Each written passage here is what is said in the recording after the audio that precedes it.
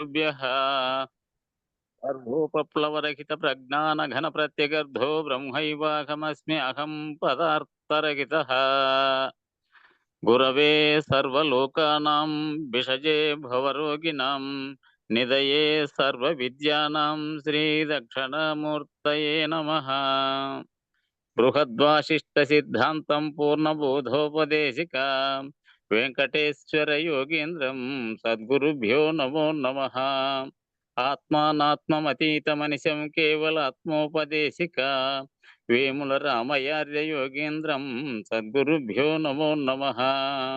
ప్రణవాతీతమగమ్యం పరా ప్రకృతిరహితం పరమచలోపదేశికా శ్రీ రాజయాఖ్య గురుం భజే. శ్రీ బ్రహ్మ విద్యా సిద్ధాంతం అచల తత్వోపదేశిక శ్రీ నాగయార్య యోగేంద్రం సద్గురుభ్యో నమో నమః. ద్వయాత్మరహిత సిద్ధాంతం పరమ పురుష ప్రబోధక శ్రీ వివేకానంద సుబ్బయార్య సద్గురుభ్యో నమో నమః.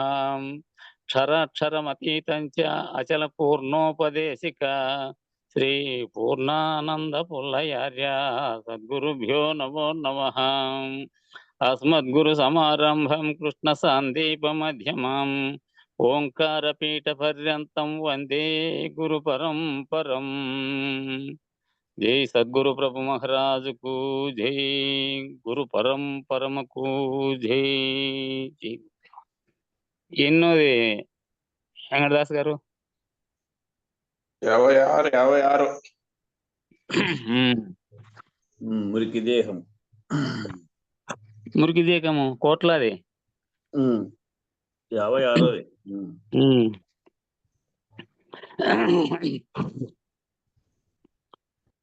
కోట్లాది క్రిమి కీటక కూడిక కలిగిన మురికి దేహం మలమూత్రమైల కొంప రక్తము మాంసమే ఇందువదనా సంసార చెట్టెక్కిన జీవులు నరక సంద్రము నుండెను వారిని ఉద్ధరించే సద్గురుని సన్నుతించెదను దేవి.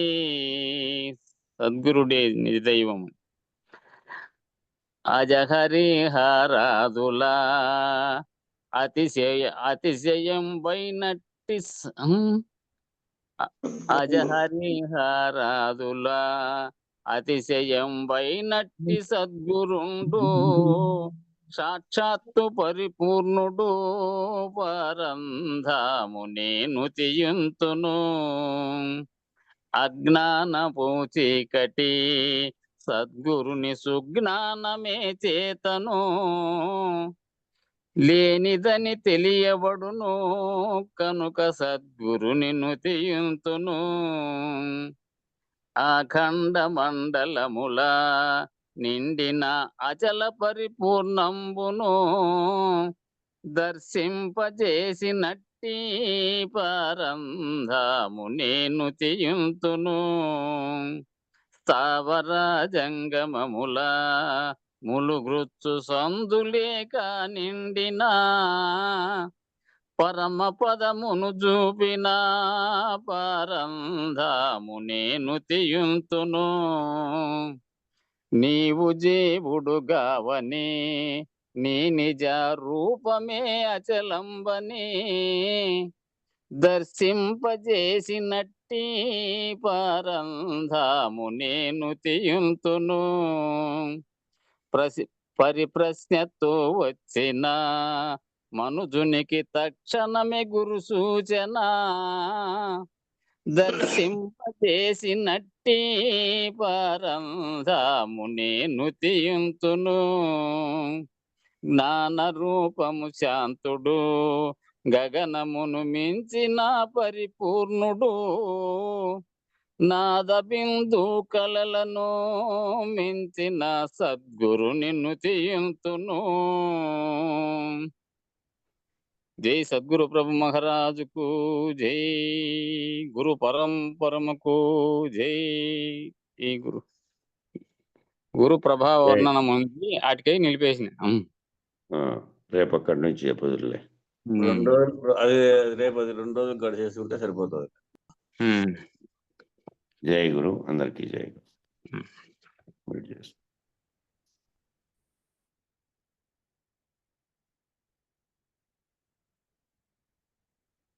కాబట్టి ఏదైతే సర్వత్రా సర్వకాలంలోనూ సర్వవ్యాపకమై సర్వకాలమందు సర్వత్రా సాక్షిభూతమైనటువంటి స్థితి ఏదైతే ఉన్నదో ఆ స్థితికి ఆత్మ అని పేరు అని నేను చదువుకున్నాం.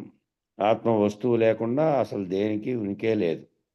ఈ సృష్టి విశ్వం మొత్తం మీద దేనికైనా దానికి ఉండుట అనేటువంటి ఒక ఉనికి ఉన్నదంటే అది దేనివల్ల అంటే ఆత్మ వల్లే ఉన్నది అనేది నేను చదువుకున్నాం. సూర్యుడున్నాడు, చంద్రుడున్నాడు, నక్షత్రములు ఉన్నవి, పంచభూతాలు ఉన్నాయి, జీవరాశి అంతా ఉన్నది, వృక్షరాశి ఉన్నది. ఇలా వ్యాపకమైనటువంటి జగత్తు నిండా ఎన్నైతే ఉన్నవో ఉన్నవి అంటున్నావో అవన్నీ ఉండుట అనేటటువంటి స్థితికి సర్వాధారమైనటువంటిది ఆత్మ. ఈ ఉండుట అని చెప్తున్నారే సూర్యుడు, చంద్రుడు, నక్షత్రములు, పంచభూతాలు, ఆ జీవరాశి, మళ్ళా వృక్షరాశి, ఇలా ఈ వ్యాపకమైనటువంటి జగత్తు నిండా ఏవైతే ఉన్నాయో అవి దేనివైతే అవి వాటన్నిటికీ కారణమైనటువంటివి. అవి సృష్టి జరగకముందు ఉన్నటువంటి స్థితిలో నుంచి ఒక్కటొక్కటిగా ఎట్లా ఆవిర్భవించాయి అనేది మనం సాంఖ్యంలో తెలుసుకున్నాం. అట్లా ఉన్నవి ఏవైతే ఉన్నవి అని అంటున్నావో అవన్నీ ఉండుట అనేటువంటి స్థితికి సర్వాధారమైనటువంటిది ఆత్మ. ఆ సర్వాధారమైనటువంటి ఆత్మను తెలుసుకోవాలంటే మనోబుద్ధులను బహిర్ముఖంగా పోనివ్వక అంతర్ముఖం వైపు తిప్పి వాటిని తన స్వస్థానమైనటువంటి మహత్తత్వమును అవ్యక్తమును దాటించి ప్రత్యేగాత్మ స్థితి అందు నిలకడగలిగేటట్లు చేయటం ఒకటే మార్గం. కాబట్టి విచారణ ద్వారా నువ్వు ఎట్లా మార్పు చెందాలి అంటే ఈ సర్వాధారమైనటువంటి ఆత్మను బట్టి తెలుసుకోవాలంటే మనోబుద్ధులని బహిర్ముఖంగా పోనివ్వక, అంటే ప్రాపంచిక బయట విషయాలన్నీ ఏవైతే నువ్వు చేస్తున్నప్పటికీ, నీ వ్యవహార జీవితంలో నీ వృత్తి కోసం నువ్వు బతుకుతున్నప్పటికీ, నువ్వు అవన్నీ చేస్తున్నప్పటికీ, ఆ చేస్తున్నటువంటి పనిలో నీ బాహ్యేంద్రియాలు ఉపయోగపడుతున్నా నీ మనోబుద్ధులలో నిరంతరము ఆ ఇంద్రియాల ద్వారా పొందినటువంటి అనుభవాల కోసం, లేదంటే అవి వాసనారూపంగా నీలో ఉన్నటువంటి వాటి కోసం మళ్ళీ ఆకర్షించబడేటువంటి కాకుండా బహిర్ముఖం నుంచి విరమించబడి అంతర్ముఖం వైపు తిప్పి వాటిని తమ స్వస్థానమైనటువంటి మహత్తత్వము అవ్యక్తమును కూడా దాటించి ప్రత్యేగాత్మ స్థితి యందు నిలకడగలిగేటట్టు చేయుట. సచిత్వ స్వరూపంలో ఇంక మళ్ళీ నేనంటే ఆ పేరుతో కూడినటువంటి దేహంగా కాకుండా నిజమైనటువంటి నేనుగా నిలబడి అక్కడ సర్వవ్యాపకమైనటువంటి స్థితిలో సాక్షిత్వ స్థితిలో ఉండి అక్కడ ఆ ప్రత్యేగాత్మ స్థితి అందు నిలకడగలిగి ఎప్పుడు కూడా ఏమి చేస్తున్నప్పటికీ మనసులో ఏమైనా ఉండాలి అంటే ఈ మూఢవస్థలకి మీరినటువంటి స్థితిలో ఉన్నటువంటి ప్రత్యేగాత్మగా సాక్షిగా నేను ఉన్నాననేటువంటి స్థితిలో భావన కలిగేటట్లు చేయడమే ఒకటే మార్గం. అప్పుడు ఏమవుతాయంటే నీ వ్యవహారము ఇవన్నీ ఎలా ఉన్నప్పటికీ మనసు బుద్ధి బాహ్య విషయాలపై పోకుండా ఉపసంహరించబడే కొద్దీ నీకు సులభంగా ఈ విచారణ యొక్క ఫలితం నీకు తెలియబడుతూ వచ్చి నిలకడ వస్తుంది. బుద్ధి నిర్ణయాత్మకమైనటువంటి స్థితిలోకి వస్తుంది. కాబట్టి ఉత్తమ సాధన అంటే ఏమిటి? ఉత్తమమైనటువంటి సాధన ఏమిటి? మనస్సును సంయమనం చేయడం. బుద్ధి యొక్క సంయమనం అంటే లేకుండా పోవట, దాన్ని కలిపేయడం దాంట్లో. కాబట్టి లేకుండా పోవుట అంటే తన స్వస్థానమందు తానే లేకుండా పోవుట. తన స్వస్థానమని ఏదైతే తన స్వస్థానం ఇది కాదు, ఇది నామరూపాత్మకమైనది కాకుండా నీకేది ఏ సంకల్పం అయితే కారణమవుతుందో ఆ సంకల్ప స్థితిలో ఉన్నటువంటి ఆత్మస్థితిలో ఉన్నటువంటి చైతన్యంగా ఉన్నటువంటి నీవు సమిష్టిగా ఉన్నటువంటి పరమాత్మ చైతన్యంలో భాగంగా ఉన్నటువంటి నీవు నీ స్వస్థానం కాటికి పోయిన తర్వాత ఆ స్వస్థానం ముందు తానే లేకుండా పోవాలి మళ్ళీ. కాబట్టి ఇట్లా మొదట ఇంద్రియ సంయమనాన్ని, తదుపరి ఇంద్రియ జయాన్ని ముందేమో ఇంద్రియాలన్నింటినీ సంయమనం చేసి తర్వాత ఇంద్రియాలను జయించి తదుపరి మనస్సు యొక్క సంయమనాన్ని తదుపరి మనోవిజయాన్ని సాధించాలి.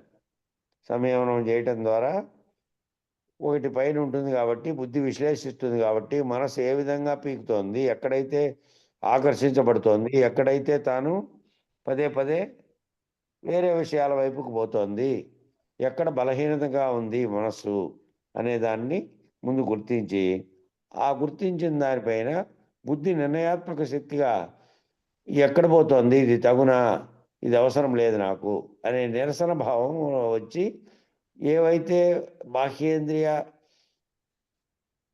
అనుభవాల కోసం లేదంటే అంతకుముందు వాసన రూపంలో ఆకర్షించబడిన వాటి కోసం ఇతరత్రా నీకు బాహ్యంగా ఏవైతే పోతుందో దాన్ని నియంత్రించే స్థితిలోకి రావాలి బుద్ధి.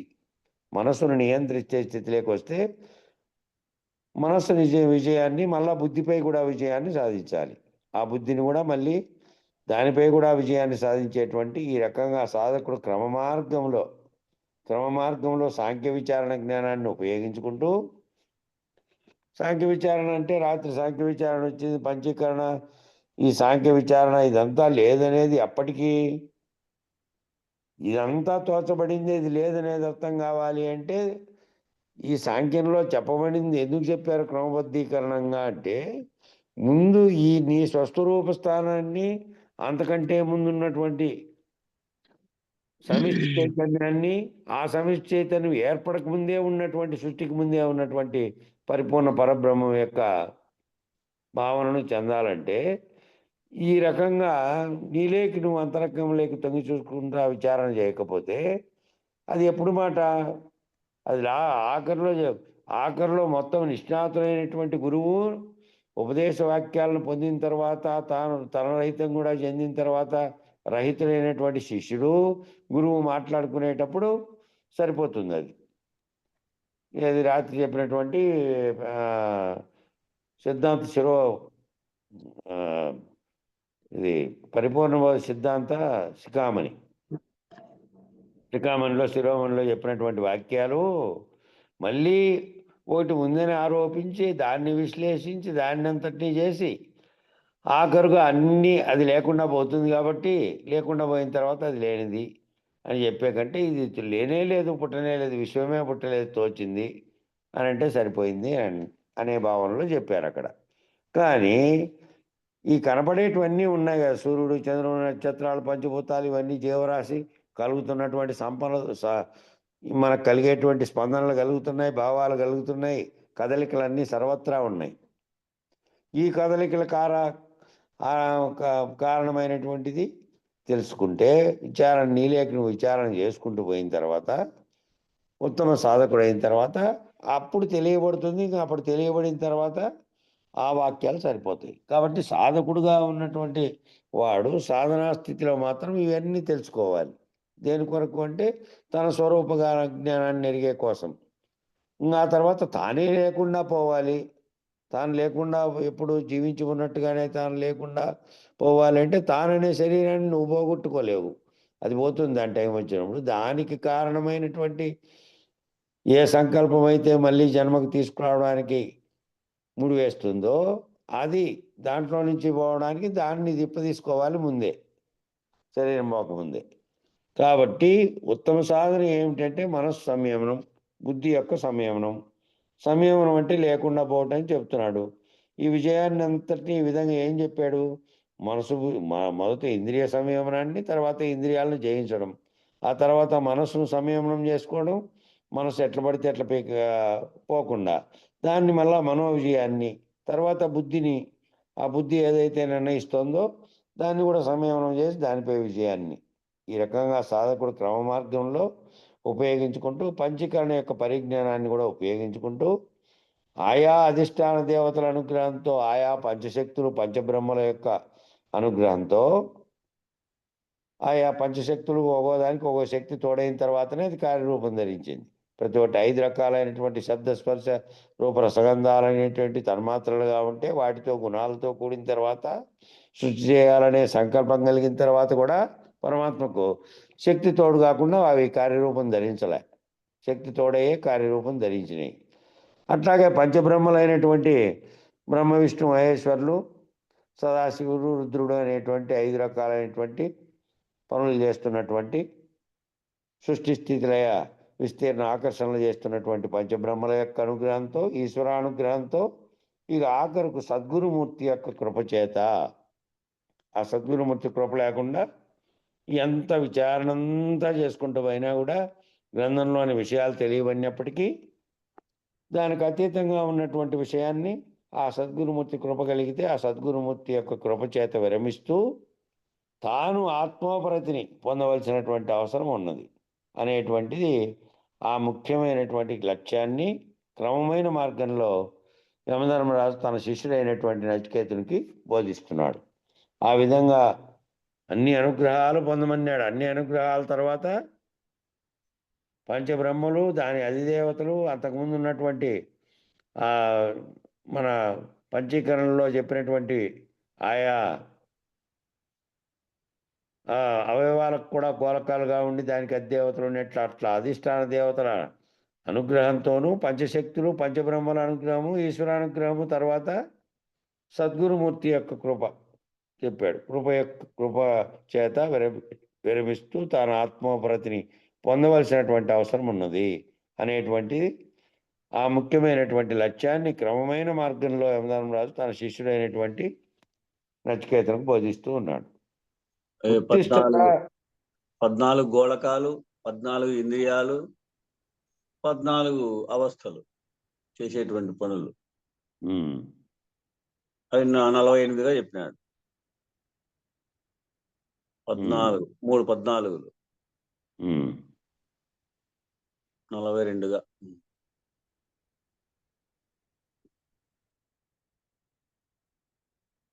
ఉత్తిష్టత జాగ్రత్త ప్రాప్య వరాన్ని బోధ్యత క్షురస్య ధారానిశితా దురత్యయ దుర్గం పతస్తకవయో వదంతి అనేది ఒక శ్లోకం చెప్పారు. దాని తాత్పర్యం ఏమిటంటే, ఓ నచికేతుడా, విద్వాంసులు ఆత్మతత్వమును సానబెట్టబడినటువంటి మంగళగతి యొక్క వాదరవలే సులభముగా పొందనలవి కానిదని చెప్పుచున్నారు. విద్వాంసులు ఏం చెప్తున్నారంటే, ఆత్మతత్వం సానబెట్టబడినటువంటి మంగళకత్తి యొక్క వాదరవలే అన్నాడు. మంగళకత్తి యొక్క వాదర అంటే ఏదో కత్తి పెట్టుకునే ఇదో, మరి లేకపోతే దాన్ని సానబీకి రాయో, వాదర అని ఉపయోగించాడు పదం. మరి చూడాలి మళ్ళా వాదర అనే దానికి ఏమర్థం ఉందనేది నిఘంటువులో. వాదర వలె సులభంగా పొందేది కాదు అని చెప్తున్నారు. ఇది అట్లా సులభంగా పొందేటువంటిది కాదు. ఏదో దాన్ని 4 సార్లు గీకితే ఇటు అటు కొంచెం ఆయిల్ వేసి మొత్తం దాన్ని సానబడతారు. అట్లా సానబొట్టేటువంటి ఇది కాదు ఇది అని చెప్తున్నారు. కనుక అనాద్య విద్యా ప్రవక్తులగునో జనులారా, అనాద్య విద్యా అరగునో జనులారా. ఏదైనా పద్యంలో వాక్యమో ఏమో మడిది. అనాద్య విద్యా లగునో జనులారా, మీరు లెండు అజ్ఞాన నిద్ర నుండి మేల్కొండు, బ్రహ్మవేత్తలవు సద్గురువులను సమీపింపుడు, వారిని ఆశ్రయించి ఆత్మతత్వమును తెలుసుకొనుడని జనులకు శృతి మిక్కిలి దయతో తల్లివలే బోధించుతున్నది. ఆ శ్లోకంలోని తాత్పర్యాన్ని చెప్తున్నాడు. మళ్ళీ కింద విశేష వాక్య కూడా ఉన్నాయి. కాబట్టి మీరు అంత సులభంగా ఆత్మతత్వాన్ని తెలుసుకోలేక ఏం లేదు. అజ్ఞాన నిద్ర నుంచి మేల్కోండి, బ్రహ్మవేత్తలైనటువంటి సద్గురువులను సమీపిస్తే, వారిని ఆశ్రయిస్తే ఆత్మతత్వం తెలుసుకోనుడని వాళ్ళని ఆశ్రయించడం ద్వారా వాళ్ళు మీకు ఇంకా సులభంగా ఏ రీతిలో చెప్పాలో ఆ రీతిలో చెప్తారు. కాబట్టి ఆ రీతిలో తెలుసుకొని సద్గురువులను ఆశ్రయించి ఆత్మతత్వాన్ని తెలుసుకొని జనులకు శృతి మిక్కిలి దయతో తల్లి వలె బోధించున్నది. ఈ జనులకు ఏం చెప్తోంది శృతి అంటే, ఆ పైన చెప్పినటువంటిది శృతి. ఆ శృతి ఏం చెప్తోందంటే, అజ్ఞానంలోంచి బయటపడడానికి నిద్రలో నుంచి మేల్కోండి. అజ్ఞానం నిద్రలోంచి మేల్కొని బ్రహ్మవేత్తలైనటువంటి సద్గురువులను ఆశ్రయిస్తే మీరు బయటపడతారో, ఆత్మతత్వాన్ని తెలుసుకుంటారని మిక్కిలి దయతో తల్లి వలె బోధిస్తోందంట ఆ శృతి. ఆ శృతి వాక్యం తల్లి వలె బోధిస్తోందంట. కాబట్టి ఇక్కడ వ్యాఖ్య ఏందంటే, యమధర్మరాజు పైన చెప్పినటువంటి మార్గమును పయనించి పరమాత్మను తెలుసుకొనుటకు నచికేతుని ద్వారా మానవ జాతిని ఈ విధంగా మేల్కొల్పుచున్నాడు. 2 అజ్ఞానమని నిద్ర నుండి మేల్కొనుడు. ఆత్మ సాక్షాత్కారం పొందిన గురువర్యులను ఆశ్రయించి వారి ఉపదేశములను పొంది వారి ఆజ్ఞను అనుసరించి శ్రద్ధతో నిరంతరము అభ్యాసం చేసి ఆత్మను అయమస్మి అని తెలుసుకొనుడు. అయమస్మి అనేది ఆ మహావాక్యాల్లో వచ్చినటువంటి పదం. నేనే అదై ఉన్నాను అని. కాబట్టి ఉపేక్షించకుడు. ఈ మార్గం పదునుగల కత్తి యొక్క అంచు వంటిది. పదునుగల కత్తి అంచు చాలా సూక్ష్మమైనటువంటి స్థితిలో ఉంటుంది, కానీ చాలా పదునుగా ఉంటుంది. ఈ అంచు మీద పాదమును ఉంచి నడుచుట ఎంత కష్టమో, ఓ కత్తి యొక్క అంచు మీద పాదమును పెట్టి నడుచుట ఎంత కష్టమో, పరమాత్మను తెలుసుకునే మార్గం కూడా అంత కష్టమైందని విద్వాంసులు చెప్తున్నారు.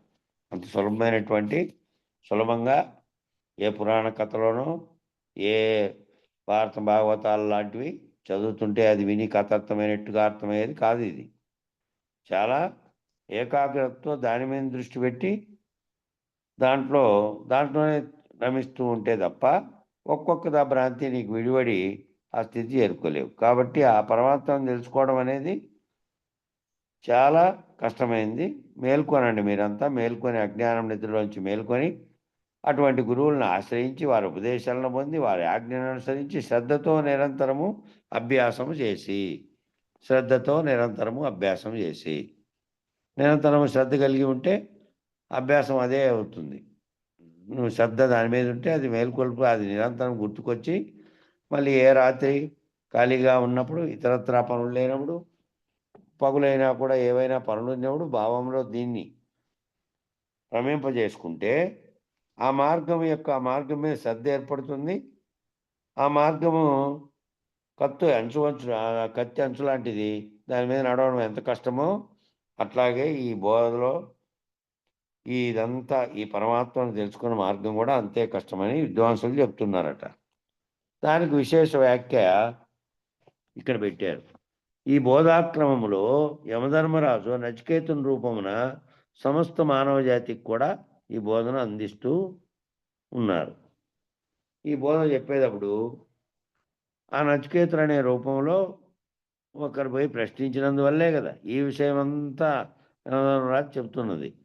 కాబట్టి నచికేతుడు అనే ఒక బాలుడు పోయి ప్రశ్నించి ఈ సమాచారం అంతటినీ ఆయన చేత బోధింపబడేటట్టు ఈ బోధన అందరికీ అందిస్తున్నారు.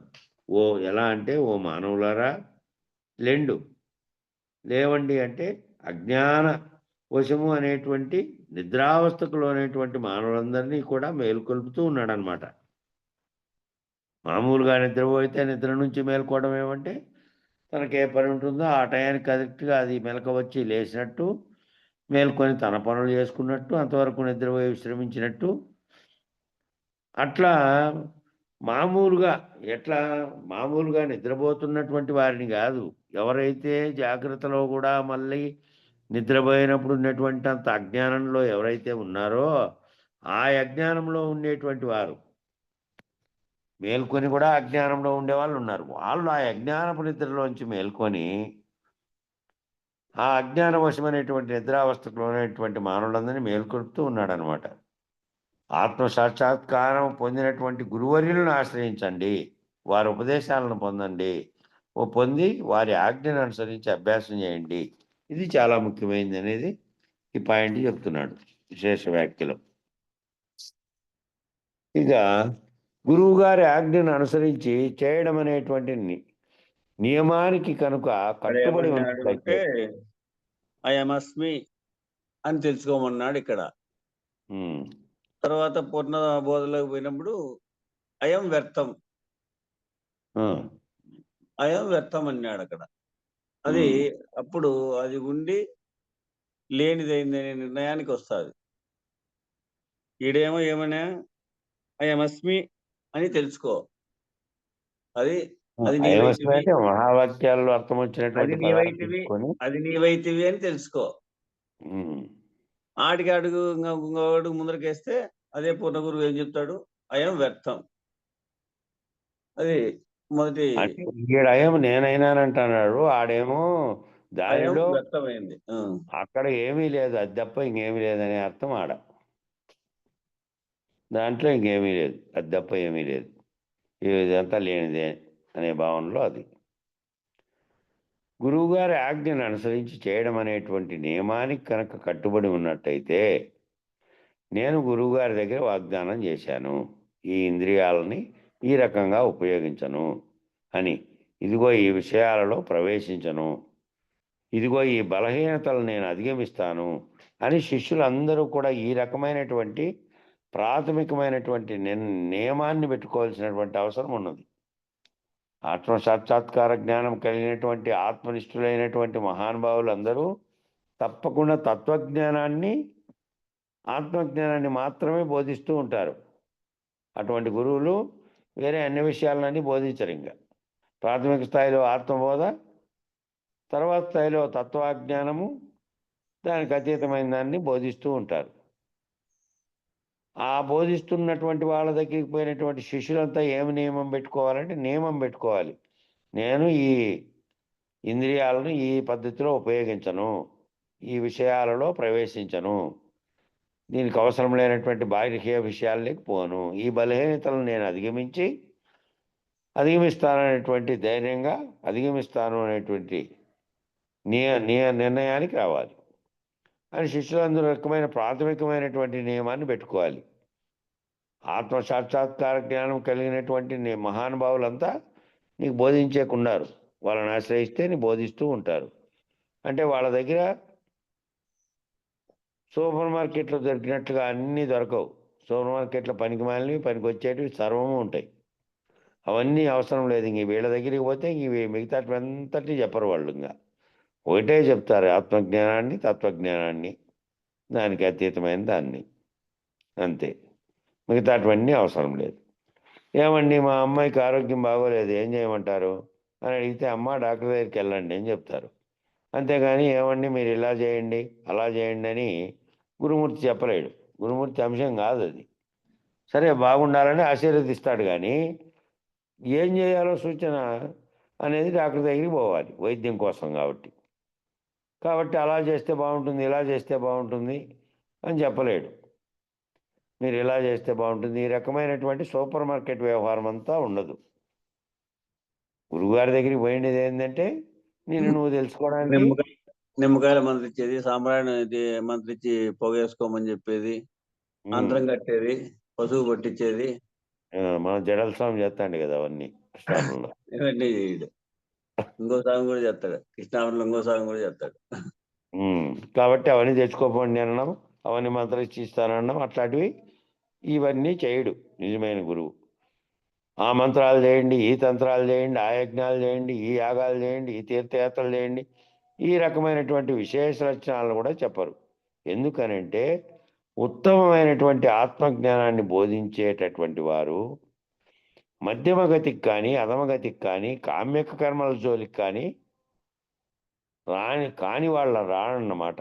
వాళ్ళంతా ఈ గురువులంతా ఎట్లాంటి వాళ్ళంటే, ఈ కోరికలతో కూడినటువంటి కామ్యక కర్మలు కానీ, ఈ అధమగతికి మధ్యగతికి చెందినటువంటి ఈ యాత్రా విశేషాలు, ఈ యజ్ఞయాగాదులు, తీర్థాలు, ఈ మంత్రాలు, తంత్రాలన్నీ చెప్పరు వాళ్ళు. తత్వబోధన చెప్తారు, ఉత్తమమైనటువంటి బోధన, ఉత్తమమైనటువంటి ఆత్మజ్ఞానాన్ని బోధిస్తారు. మనం చెప్పారు ఉత్తమ వ్యాధి, మధ్యమ వ్యాధి, అధమ వ్యాధి, అధమాధమ వ్యాధి అని 4 లక్షణాలు. అట్లా ఉత్తమమైనటువంటి బోధన చెప్తారు వీళ్ళు. ఉత్తమమైనటువంటి భ్రాంతి రహితం చేసేటువంటి భ్రాంతిని తొలగించి, మీకున్నటువంటి మూఢనమ్మకాలతో సహా భ్రాంతిని తొలగించి, నువ్వు తెలుసుకొని నీకు అతీతమైన దాన్ని తెలుసుకునేటువంటి బోధలు చెప్తారు. కానీ కామ్యక కర్మలతో కూడినటువంటి దాని జోలికి పోరన్నమాట ఈ గురువులు. అయితే సాధకుల యొక్క, శిష్యుల యొక్క జీవనశైలి అంతర్గతంగా పరిశీలిస్తూ ఉంటారు. వాళ్ళు పరిశీలిస్తూ ఉంటారు, ఈ సాధకులు ఎవరైతే తన దగ్గర శిష్యులుగా చేరారో వాళ్ళు ఎటువంటి జీవితాన్ని గడుపుతున్నారు, వాళ్ళు ఏమేం చేస్తున్నారు, వాళ్ళ యొక్క పద్ధతులు ఏమున్నాయనేది మాత్రం గురువు పరిశీలిస్తూ ఉంటారు. వాళ్ళు ఏ రకముగా వికాసాన్ని పొందుతున్నారు? ఈ బోధ వినడం ద్వారా వాళ్ళు వికాసాన్ని పొందుతున్నారా లేదా? ఏ రకంగా పొందుతున్నారు? వాళ్ళు ఏ రకంగా అభివృద్ధిని సాగిస్తున్నారు? ఏ రకమైనటువంటి మానసికమైనటువంటి అంతర్ముఖత్వాన్ని సాధిస్తున్నారు అనేది దగ్గరగా గమనిస్తారు. వాళ్ళు ఏ రకంగా పురోగతి అంటే ఏమి పురోగతి? మామూలు జీవనాన్ని ఎలా గడుపుతున్నారని గమనిస్తున్నప్పటికీ వేదాంత బోధలే శిష్యుడిగా చేరాడు కాబట్టి ఈ బోధలో మళ్ళీ అభివృద్ధి పరంగా పోతున్నాడా లేదా? మానసికమైనటువంటి అంతర్ముఖత్వాన్ని సాధిస్తున్నాడా లేదా? ఇంకా మళ్ళా బాకీ విషయాలు ఈ దీంట్లోనే ఉన్నాడా? మార్పు ఏమైనా చెందాడా అనేది గమనిస్తూ ఉంటాడు గురువు. గమనిస్తూ ఎప్పటికప్పుడు సూచనలు చేస్తూ ఉంటారు. ఆ సూచనలు ఏంటివంటే వ్యక్తిగతమైనటువంటివి కాదు. వ్యక్తిగతంగా సంబంధించినవి కాదు. నీ కాబట్లు బాగుంటాయి, నువ్వు ఇట్లా అందంగా తయారు కావు, నువ్వు ఈ విధంగా చేసుకోపో, నువ్వు ఇది కొనుక్కో, ఇట్లాంటివి కాదు. ఈ సూచనలు ఎలాంటివి అంటే నువ్వు అంతర్ముఖత్వాన్ని సాధించేకి ఏదైతే తోడ్పడుతుందో, నువ్వు మళ్ళీ ఆత్మజ్ఞానాన్ని తెలుసుకునే తోడవుతుందో ఆ రకమైన సూచనలు చేస్తుంటారు. అదే అది కరెక్ట్. ఆ మాటే అన్నాడు. వ్యక్తిగతమైనటువంటివి గాను ఆప్తవాక్యములు గాను ఉంటాయి. ఆయన చెప్పేటువంటివి ఆప్తవాక్యంగా ఉంటాయి. అంతేగాని వాళ్ళెవరూ కూడా మిమ్మల్ని ఏమీ ఆజ్ఞాపించరు. వాళ్ళేమో నిన్ను ఆజ్ఞాపించి నువ్వు ఇదే చేయి, నువ్వు ఇట్లా చేయి అనరు. సూచనలు చేస్తూ ఉంటారు. ఆ సూచనలు కూడా ఏంటివంటే నీ పర్సనల్కి సంబంధించినవి కాదు. ఈ బోధకు ఉపయోగపడే విధంగా నువ్వు ఏ విధంగా మనసును మార్చుకోవాలో అటువంటివి చెప్తూ ఉంటారు. ఎవరు కూడా ఏమీ ఆజ్ఞాపించరు. అయినప్పటికీ గురువుగారి సూచన ఎటువంటిది అంటే అప్రతిహతమైనటువంటిది. ప్రతిహతం అంటే ఎదురు. దానికి ఎదురే లేనటువంటిది. గురువుగారి సూచన ఏదైనా చేశారంటే ఆ సూచన ఎటువంటిది అంటే అప్రతిహతమైనటువంటిది. అంటే ఇంక దానికి ఎదురే లేదు, వేరేదేంది. ఇక అటువంటి సూచనలు చేస్తారు. అనుల్లంఘనీయమైనది అంటే ఉల్లంఘించడానికి వీల్లేనటువంటిది. ఆయన ఆదేశము, ఆయన సూచన ఏది చెప్పాడో అది శిరోధార్యమైంది. అది తప్పకుండా పాటించదగిందై ఉంటుంది. అనుల్లంఘనీయం అంటే ఉల్లంఘించడానికి అవకాశం లేనటువంటిది. అప్రతిహతమైనటువంటిది అంటే దానికి ఎదురుగా ఏదైనా వచ్చి దాన్ని ఢీకొనేటువంటి శక్తి కలిగినటువంటిది కాదు. ప్రతిహతం ఏది లేదు దానికి. ఎప్పుడూ కూడా దాన్ని ఉల్లంఘించకూడదు. ఆ సూచనను సుగ్రీవాజ్ఞగా స్వీకరించాలి. ఆ సూచన ఎట్లంటే సుగ్రీవుని యొక్క ఆజ్ఞగా స్వీకరించాలి. సుగ్రీవుడు ఏదైతే సూచన చేస్తానో ఆంజనేయుడు అదంతా పాటించి చేశారో అట్లా రామాజ్ఞగా స్వీకరించాలి. రాముడు ఏ విధంగా చెప్పాడో ఆ విధంగా సుగ్రీవుడితో సహా మొత్తం వానరసేన పాటించినట్టు స్వీకరించాలి. అలా ఎవరైతే ఈశ్వర కార్యక్రమంలో ఈశ్వరుని చేతిలో పనిముట్టుగా, సద్గురువు చేతిలో పనిముట్టుగా కేవల ఆత్మసాక్షాత్కార జ్ఞానం అనే లక్ష్యంతో ఆత్మనిష్టని ఈ జన్మలోనే పొందాలనే తీవ్ర మోక్ష చేత, తీవ్ర వైరాగ్యం చేత, గుణాతీత పద్ధతిగా త్రిగుణ వ్యవహారములను చక్కగా పరిశీలించి దానికి అతీతమైనటువంటి సాక్షిత్వ దృష్టితో నిలకడ కలిగి ఉంటారో, చూడండి సుదీర్ఘంగా చెప్పాడు ఈ వాక్యము. ఆ విధంగా ఎవరైతే ఆ విధంగా గురువు యొక్క వాక్యాన్ని, గురువు చెప్పినటువంటి సూచన కావచ్చు, వాక్యం కావచ్చు, ఆ రెండూ కూడా ఉల్లంఘించడానికి కానీ వీల్లేనివి, దానికి ఎదురులేనివి. దాన్ని ఎట్లా స్వీకరించాలి అంటే సుగ్రీవుని యొక్క సుగ్రీవాజ్ఞగా స్వీకరించాలి, రామాజ్ఞగా స్వీకరించాలి. రామాజ్ఞ సుగ్రీవాజ్ఞ ఏ విధంగా హనుమంతుడు పాటించాడో ఆ విధంగా స్వీకరించాలి. అలా ఎవరైతే ఈశ్వర కార్యంలో ఈశ్వరుని చేతిలో తాను పనిముట్టుగాను ఆ చేస్తున్నటువంటి కార్యమంతా సంకల్పించిన ఈశ్వరుడు సంకల్పించాడు, నేను చేస్తున్నాను అనేటువంటి భావంతో సద్గురువు చేతిలో పనిముట్టుగా, సద్గురువు ఏ విధంగా సూచన చేస్తున్నాడో, నిన్ను ఏ విధంగా మలుపు తిప్పదలుచుకున్నాడో, నిన్ను ఏ విధంగా ఈ భావ పరంపరలోకి తీసుకురాదలుచుకున్నాడో, బాహ్యంలోకి పోకుండా అంతరంలోకి, ఆ పనిముట్టుగా నీవు ఆత్మ సాక్షాత్కార జ్ఞానం అనే లక్ష్యంతో, ఆ లక్ష్యం ఏమిటంటే ఆత్మ సాక్షాత్కార జ్ఞానం. ఆ తర్వాత నీ నిజస్వరూప స్థితి తెలిసిన తర్వాత దానిని కూడా అధిగమించేటువంటి, దాన్ని కూడా దాన్ని లేని స్థితికి తెచ్చుకునేటువంటి, తానే రహితమైపోయినటువంటి స్థితికి ఏ విధంగా ప్రయాణం చేయగలలో, అది దాని వరకు, ఆ విధమైనటువంటి దాని వరకు అతీతమైన దాన్ని మళ్ళీ అతీతం అని చెప్తున్నాడు. పనిముట్టుగా ఉంటూ ఆత్మనిష్టని ఈ జన్మలోనే పొందాలనే తీవ్రమొచ్చేచ్చ. మళ్ళా జన్మ ఎందుకు ఊరికే వేస్ట్‌గా జన్మలన్నీ అయిపోతుంటాయి కదా! ఓ జన్మలన్నీ మనం జన్మలెత్తి మళ్ళా ఈ జన్మలో విచారించుకొని కొంతవరకు తెలుసుకొని ఈ వాసనల చేత మళ్ళీ ఇంకో గురువుని మళ్ళీ జన్మలో ఎత్తుక్కొని కాకుండా ఈ జన్మలోనే తీవ్ర వైరాగ్యం చేత గుణాతీత పద్ధతిలో గుణాలకు అతీతంగా త్రిగుణ వ్యవహారమును ఈ 3 గుణాల యొక్క వ్యవహారం అంతా పరిశీలించి దానికి అతీతమైనటువంటి సాక్షిత్వ దృష్టితో దానికి అతీతంగా ఉండేటువంటి గుణాతీతమైనటువంటి సాక్షిత్వ దృష్టితో నిలకడ కలిగి ఉంటారో ఎవరైతే ఆ నిలకడ కలిగి ఉంటారో అటువంటి నిలకడ కలిగినటువంటి ఎవరైతే ఆ రకమైనటువంటి ప్రయత్నశీలత కలిగి ఉంటారో ప్రయత్నశీలత చూడండి ప్రయత్నశీలత అంటే ఊరికే పైపైన టచ్ చేసి ఊరికే ఉండకుండా మళ్ళా దాన్ని తెలుసుకునే వరకు ప్రయత్నం చేస్తూనే ఉండాలన్నమాట. చేస్తూ ఉంటారో వాళ్ళు మాత్రమే సద్గురువుకు శరణాగతులు అవ్వగలుగుతారు. వాళ్ళు పూర్తి శరణాగతులు అవ్వగలుగుతారంటే అట్లా భావంతో ఉండేవాళ్ళు ఇక అది ప్రయత్నశీలంతో నిజంగా అది తెలుసుకునే వరకు ఈ జన్మలోనే పూర్తి తెలుసుకోవాలి. శరణాగతులు అయినా సరే గురువాక్యం చేత నేను బంధ విముక్తిని పొందాలి ఇవన్నీ తొలగించుకొని అనుకునే వాళ్ళు శరణాగతులు అవుతారట. ఆ విధంగా ప్రయత్నశీలుడైన వాళ్ళు. ఈ శరణాగతి స్థితి చాలా విశేషమైనది. శరణాగతి పొందడం అనేది చాలా విశేషమైనది. అందుకే ఇక్కడ ఆజ్ఞ అనే పదం వేశారు.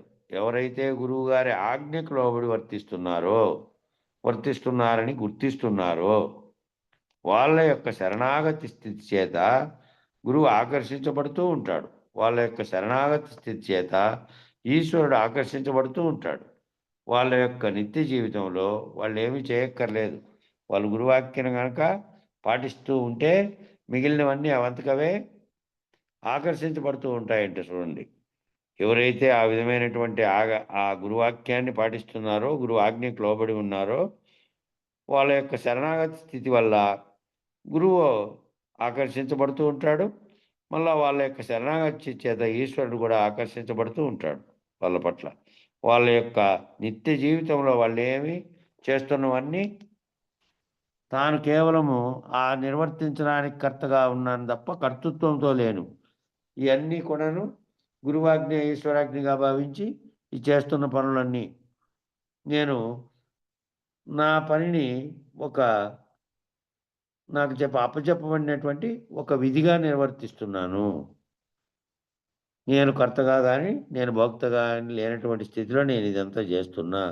ఇదంతా ఈశ్వరార్పణ, ఇదంతా శరణాగతి పద్ధతిలో ఉంటూ చేస్తున్నాననే భావంతో నిత్య జీవితంలో వాళ్ళు చేస్తున్నవన్నీ చేస్తున్నప్పటికీ అవన్నీ నా చేత కాదు చేయబడుతున్నవి అనే భావంతో ఉంటారు. వాళ్ళ తరపున ఈశ్వరుడు ప్రకృతి అవే పనిచేస్తూ ఉంటాయి. ఈ పనిచేస్తున్నటువంటివన్నీ ప్రకృతికి లోబడే పనిచేస్తున్నాయి కాబట్టి వాళ్ళ తరపున అంటే వాళ్ళకి అవసరం వచ్చి వాళ్ళ యొక్క దీంట్లో అవే ప్రకృతి తోడ్పడుతూ ఉంటాయి. వాళ్ళు అట్లా చేసేవాళ్ళకు.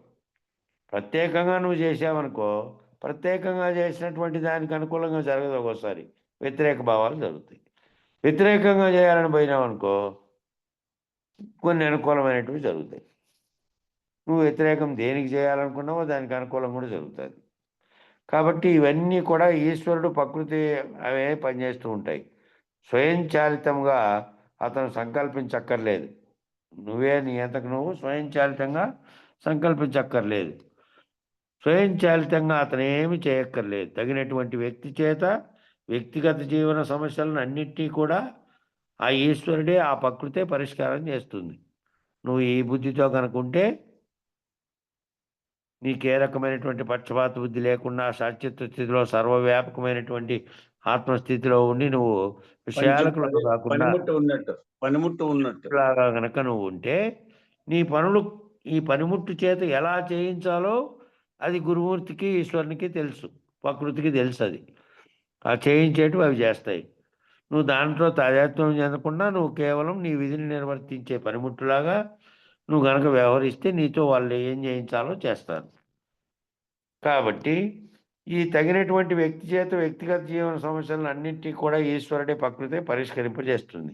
కాలమే మళ్ళా పరిష్కరిస్తుంది అంటారే అట్లా. ఈ రకంగా ఇచ్ఛా నిర్ణయములు లేక జీవించేటటువంటి ఉత్తమమైనటువంటి జీవన విధానానికి మానవుడు పరిణామం చెందాలి. ఈ రకంగా ఎట్లా ఇచ్చా నిర్ణయములు ప్రత్యేకంగా ఇచ్చగలగడము అంటే ఒక వస్తువు పట్ల లేకపోతే దేని పట్లైనా ఆకర్షితునివై మళ్ళీ దాన్ని ఆ మనసు అక్కడ పీకడం వల్ల దానికి లొంగిపోయావు అని అర్థం. ఆ రకమైన ఇచ్చా నిర్ణయములు లేకుండా జీవించేటటువంటి ఉత్తమమైనటువంటి జీవన విధానానికి మానవుడు పరిణామం చెందాలి. అసలు మానవుడు అంటేనే ఇచ్చా నిర్ణయములు కదండి. కోరికే లేకపోతే మానవుడు ఎందుకు? అసలు నిర్ణయం చేయకపోతే మానవుడు ఎందుకు? ఈ మానవ జన్మలో ఉన్నటువంటి విశేషమే అది కదా. చాయిస్ ఆఫ్ ఆప్షన్ అంటారు కదండి. చాయిస్ ఆఫ్ ఆప్షన్ అంటే ఎంచుకునేటువంటి స్వేచ్ఛ, ఏది కావాలో దాన్ని. అసలు ఈ మానవుడు అంటేనే ఇచ్చా నిర్ణయములు, ఇష్టం కలగడము, దాన్ని నిర్ణయించడము కదండి మానవుడు అంటే. మరి కోరిక లేకపోతే మానవుడు ఎందుకు? కోరికే లేకపోతే మానవుడు ఎందుకు? అసలు నిర్ణయం చేయకపోతే, ఏ నిర్ణయం చేయనటువంటి తటస్థితిలో సాక్షిత్వ స్థితిలో ఉండమంటున్నారు కదా. మరి ఏ నిర్ణయం చేయకుండా ఉన్నటువంటి స్థితిలో ఉంటే మానవుడు ఎందుకు? ఈ మానవ జన్మలో ఉన్నటువంటి విశేషమే అది కదా. ఈ మానవ జన్మలో ఏముంది? ఏది కావాలో తనకు కోరుకోవడం, మళ్ళీ దాన్ని పొందడానికి ప్రయత్నం చేయడమే కదా మానవ జన్మలో ఉండే విశేషం. చాయిస్ ఆఫ్ ఆప్షన్ అంటే ఏది ఎంచుకోవాలో తగినటువంటి స్వేచ్ఛ, అదే కదా అని అంటారు. ఏమండి, అది తింటావా, ఇది తింటావా, అది వింటావా, ఇది వింటావా, అది చేస్తావా, ఇది చేస్తావా, అలా ఉంటావా, ఇలా ఉంటావా, ఇట్లా ప్రతి చోట నీకు వాయిస్ ఆఫ్ ఆప్షన్, నీకేం కావాలి నీ కోరుకో అనేటువంటి ఆప్షను వస్తుంది. కానీ అవకాశం ఉన్నప్పటికీ మనసును బహిర్ముఖంగా పోనివ్వకుండా ఎవరైతే నియమించగలుగుతున్నారో, నిగ్రహించగలుగుతున్నారో, నీకు అవకాశం ఉన్నప్పటికీ మనసును బహిర్ముఖంగా పోనీయకుండా ఎవరైతే నియమించగలుగుతారో, నిగ్రహించగలుగుతారో, అంతర్ముఖం వైపు తిప్పుకోగలుగుతారో, బాహ్య విషయాల నుంచి అంతర్ముఖం వైపు తిప్పుకోగలుగుతారో, తన స్వస్థానము నందు గలుగుతున్నారో వాళ్ళు మాత్రమే ఆత్మనిష్ఠులు, వివేకవంతులు, జ్ఞానశీలులు కాగలరు. అట్లా ప్రతి చోట నీకు ఆప్షన్ వచ్చింది. ఆప్షన్ అంటే అవకాశం వచ్చింది. అవకాశం వచ్చింది కదా అని అవకాశం ఉన్నప్పటికీ ఆ అవకాశం ఉంది. ఆ అవకాశం ఉన్నప్పటికీ దాన్ని ఎందుకు ఇది నాకు అవసరమా ఇది అని తగ్గించుకొని దానికి నేను ఆకర్షించబడి లోబడాల్సిన పని లేదు కదా. నేను ఏదైతే ఈ అన్నిటి బాహ్యంగా ఉండేటువంటి అనుభవాలన్నీ మళ్ళీ మళ్ళీ కోరుకోకుండా ఒకసారి చూసిన తర్వాత నీకు తెలుసు దాని గురించి, అనుభవరూపకంగా మనసులో ఉంది, మళ్ళీ కావాలని కోరుతోంది. ఈ రకంగా ఆప్షన్లు వచ్చినప్పుడు కూడా ఆ ఆప్షన్లను ఏవైతే మీకు అవకాశాలు వచ్చాయో ఆ అవకాశం ఉన్నప్పటికీ కూడా దానివైపు మనసును బహిర్ముఖంగా పోనీయకుండా ఎవరైతే నియమించగలుగుతున్నారో, నిగ్రహించగలుగుతున్నారో, అంతర్ముఖం వైపు తిప్పగలిగితే వాళ్ళు ఏం చేస్తారంటే తన స్వస్థానం నుండి సమీపింపజేయగలుగుతున్నారు. ఈ నామరూపాత్మకమైనటువంటి జగత్తు నుంచి ఒక్కొక్క స్టెప్ విరమించుకుంటా పోయి తన స్వస్థానమైనటువంటి చైతన్యంగా సర్వవ్యాపకమైన దాంట్లో సమీపింపజేయగలుగుతారంట. ఇది తీసుకెళ్ళి ఇదంతా తన స్వస్థానంలోకి తీసుకెళ్ళి సమీపింపజేసిన తర్వాత తాను ప్రత్యేకంగా అసలు వెస్ట్గానే లేడు, ఇంకా ప్రత్యేకంగా ఇంకా మళ్ళీ ఇది అది తేడాలు చూసుకోవడానికి, ఇవన్నీ చూసుకోవడానికి ఆడున్నటువంటి స్థితిలో, సర్వవ్యాపకమైనటువంటి స్థితిలో తన స్వస్థానంలో నియమింపగలిగితే వాళ్ళు మాత్రమే వివేకవంతులు, ఆత్మనిష్ఠులు, జ్ఞానశీలురు అవుతారట. వాళ్ళు మాత్రమే ఆ విధంగా ఆత్మనిష్ఠులై ఉండి, వివేకవంతులై ఉండి, జ్ఞానశీలురు అవుతారు. స్వేచ్ఛ ఏమో ఉంది కానీ దాన్ని ఉపయోగించడు. తనకు స్వేచ్ఛ ఉంది, తనకు ఆప్షను ఉంది, అవకాశం ఉంది, స్వేచ్ఛ ఉంది, ఉన్నప్పటికీ అవసరం లేదు అని విరమించుకునే పద్ధతిలో దాన్ని వినియోగించుకోకుండా, ఏదైతే నువ్వు వినియోగించుకున్నావో స్వేచ్ఛను ఇంతకుముందంతా అనేక జన్మల్లో, ఈ జన్మలో ఆ స్వేచ్ఛను ఉపయోగించుకునే కదా ప్రతిదాన్ని అనుభూతి చెందావు. ఆ అనుభూతి చెందిందే కదా వాసనా రూపంలో ఉంది. ఆ వాసనా రూపంలో ఉండేదే కదా మళ్ళీ జన్మకు తీసుకొస్తుంది.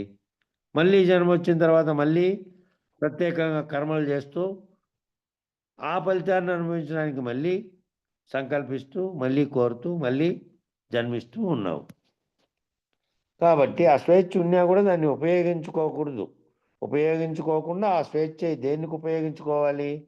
అంతర్ముఖమైనటువంటి దాంట్లోకి ఎవరైతే ఒక్కొక్క దాన్ని విరమింపజేసి అంతర్ముఖ స్థానమైనటువంటి పరాకాష్ఠలో సర్వత్రా చైతన్యంగా ఉన్నటువంటి ఈశ్వర స్థానం, ప్రత్యేకంగా అక్కడ రూపము నామాలతో సంబంధమే లేదు. అది ప్రత్యేకంగా ఉన్నటువంటి సమిష్టి చైతన్యమే ఈశ్వరుడు అనే పదం అనే పేరు. ఆ పేరు కూడా తీసేస్తే సమిష్టి చైతన్యం అనే పిలవచ్చు దాన్ని.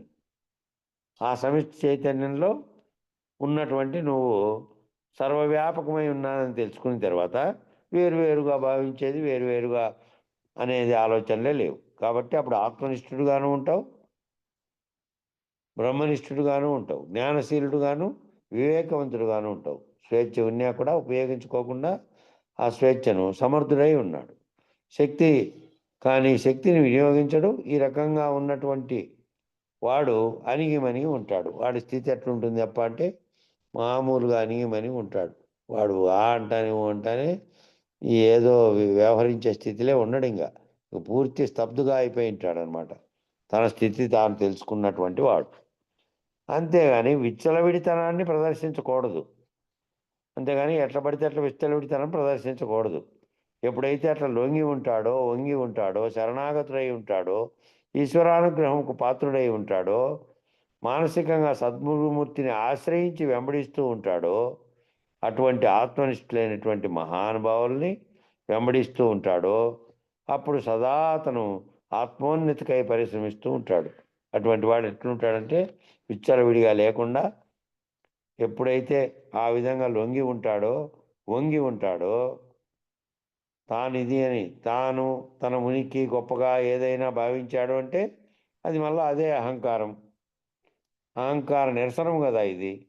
కాబట్టి ఎవరైతే వంగి ఉంటాడో శరణాగతుడై ఉంటాడో ఈశ్వరానుగ్రహానికి పాత్రుడై ఉంటాడో మానసికంగా సద్గురుమూర్తిని ఆశ్రయించి వెంబడిస్తూ ఉంటాడో మానసికంగా ఆశ్రయించి చూడండి, సద్గురుమూర్తిని మానసికంగా ఆశ్రయించి ఉండాలి అంటే నీవు ఎక్కడున్నప్పటికీ, గురువు దగ్గరే ఉన్నప్పటికీ, గురువు దూరంగా ఉన్నప్పటికీ, నువ్వు ఎక్కడో నీ పనిలో ఉన్నప్పటికీ మానసికంగా ఆశ్రయించి వెంబడిస్తూ ఆ గురువాక్యమైన దాన్ని పట్టుకొని గురువు ఏడో ఉన్నప్పటికీ మానసికంగా ఆశ్రయించి వెంబడిస్తూ ఉంటారో వాళ్ళు ఆత్మనిష్ఠులైనటువంటి మహానుభావులను వెంబడిస్తూ ఉంటారో అట్లాంటి వాళ్ళు అప్పుడు సదా తను ఆత్మోన్నతికై పరిశ్రమిస్తూ ఉంటాడు.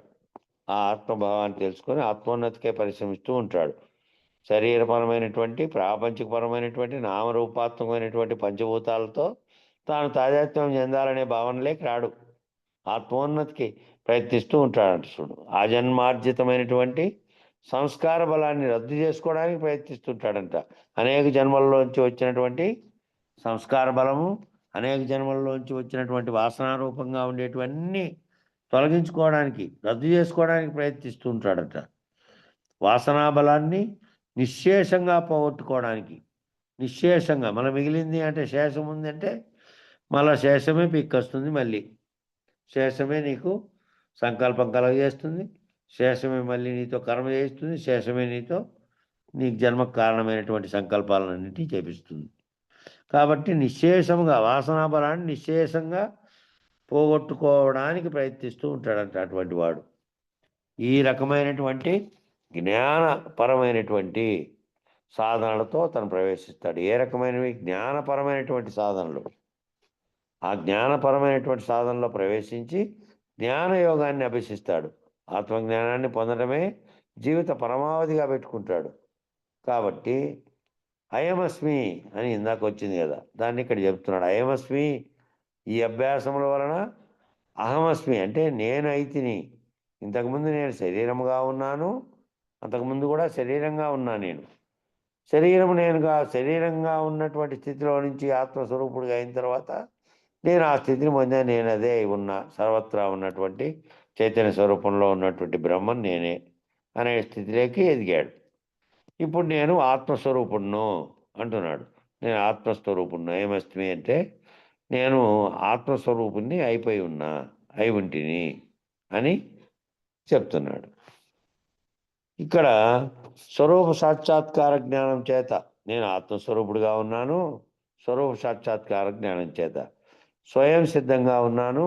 ఏ రకమైనటువంటి విచలితమైనటువంటి మనస్సు లేనివంటి వాడిని రెండు స్వాలు పలుకు స్వస్వరూపం. స్వస్వరూపం స్వస్వరూప సాక్షాత్కార జ్ఞానం చేత నేను ఆత్మస్వరూపుడుగా ఉన్నాను, స్వయం సిద్ధంగా ఉన్నాను.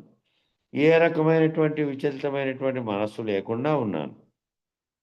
మనస్సు నాకు పనిముట్టుగా ఉంది కానీ నేను దాని ఆకర్షణ పట్ల పోలే. బుద్ధి కూడా నాకు పనిముట్టుగా ఉంది, మహత్తత్వం కూడా పనిముట్టు, అవ్యక్తం కూడా పనిముట్టు. ఈ పనిముట్టులన్నిటినీ ఉపయోగించుకొని ఉన్నటువంటి వ్యక్తిగా పనిముట్టుగా ఉండి దానికి అతీతమైనటువంటి స్థితిలో ఉన్నటువంటి దాన్ని తెలుసుకునే ప్రత్యేగాత్మ స్వరూపుడు నువ్వు అనేటువంటి స్పష్టమైనటువంటి నిర్ణయంతో, స్పష్టమైనటువంటి జ్ఞానంతో, స్పష్టమైనటువంటి అనుభవంతో వ్యవహరిస్తూ ఉంటాడు. ఈ జ్ఞాన మార్గము అనేటువంటి లక్షణం ఎటువంటిదయ్యా అంటే కత్తి అంచు మీద నడవటం వంటిది. ఈ జ్ఞాన మార్గం అనేటువంటి లక్షణం ఏంది అంటే కత్తి మీద నడిచేటువంటి అంచు వంటిది. కాబట్టి అది ఎట్లా ఎవడో ప్రాక్టీస్ చేసి మనం ప్రాక్టీస్ చేసినవాడు మనకు సర్కస్ లాంటి కార్యక్రమాల్లో కత్తుల మీద నడిచేది చేస్తున్నాడు. వాడు ప్రాక్టీస్ చేశాడు కాబట్టి ఎలా నడిస్తే తెగదో తెలుసు వానికి ఎట్లా చేయాలనేది. కాబట్టి ఎవరు పడితే వాళ్ళు చేస్తే కాదు. కాబట్టి అంత సున్నితమైంది అది. అంటే అర్థం ఏమిటంటే అసిధారావ్రతం అన్నమాట. ఏమాత్రం రెప్పపాటు ఏమరపాటు ఉన్నే కత్తి అంచు మీద నడిచేటప్పుడు కాలు ఎలా తెగిపోతుందో అలాంటి ప్రమాదాలకు లోనయ్యే అవకాశం ఉంది. కాబట్టి కత్తు అంచు మీద నడవడం అనేది ఎంత జాగ్రత్తగా నడవాలో, ఏమాత్రం అజాగ్రత్తగా ఏమరపాటుగా ఉంటే అది ప్రమాదాన్ని కొని తెస్తుందో, ఆ కొని తెచ్చుకున్నటువంటి ఆ ప్రమాదాన్ని గుర్తించి ఏ విధంగా ఉంటాడో అట్లా అప్రమత్తంగా ఉండకపోతే ఇది కూడా ఏమరపాటు వహించి ఏమాత్రము మళ్ళీ నువ్వు ఈ ఆత్మజ్ఞానం వైపుకు పోయినవి మళ్ళీ కనుక లోనయ్యో ఈ వైపుకి వచ్చినావంటే బహిర్ముఖంగా వచ్చినావంటే బహిర్ముఖం లేక మళ్ళీ పడిపోవడమే. పాంపటంలో పైదాకా పోయి అటుకు పోయిన తర్వాత మళ్ళీ ఆడ ఒక్క స్టెప్పులోనే అన్ని స్టెప్పులు కిందికి పడిపోయినట్టు ఆ విధంగా అవుతుంది. కాబట్టి ఈ రకమైనటువంటి అనేది లేకుండా ఈ రకమైనటువంటి నడక నడిచేటప్పుడు కాలు ఏ విధంగా తెగిపోతున్న భయం ఉందో అలాంటి ప్రమాదాలకు లోనయ్యే అవకాశం ఉంటుంది. కాబట్టి ఆత్మజ్ఞానం లేకొచ్చిన వాళ్ళు అంతర్ముఖంలోంచి బహిర్ముఖంలోకి పోయే ప్రయత్నం ఎప్పుడు జరిగినా ఎప్పుడు అటువంటి ఆలోచన వచ్చిన వెంటనే గురువాక్యాన్ని మనసులోకి తెచ్చుకోండి అని ఇంకో చోట 2-3 చెప్పారు. కాబట్టి దాంట్లో నుంచి దిగిరానటువంటి స్థితిలో ఉండాలి. కాబట్టి మంగళం చెప్పండి. ఒక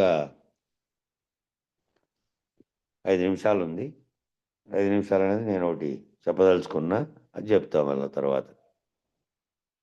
మంగళం చెప్పన్నా.